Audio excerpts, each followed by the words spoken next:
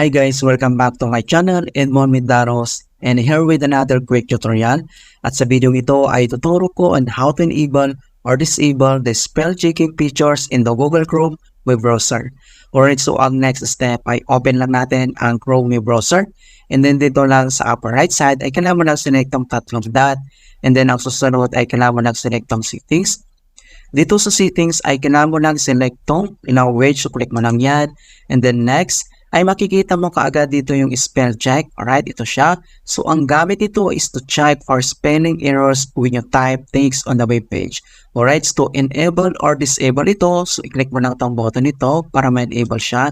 And then, another option settings naman ang makikita mo dito. Kung gusto mo itong basic spell check or kung gusto mong i-enhance spell check, ay select ka lang dito. So, click mo lang yan.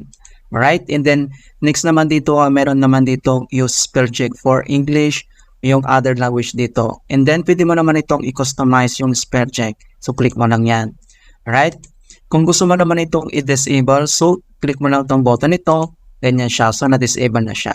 Right? So, ganoon lang po kasimple kung paano natin enable or disable the spell checking features sa Google Chrome web browser. Alright? So, please don't forget to like this video and subscribe to my channel for more helpful tutorials and tips. And if you have any questions or suggestions, please leave them in the comment below. Thank you guys and see you in my next tutorial.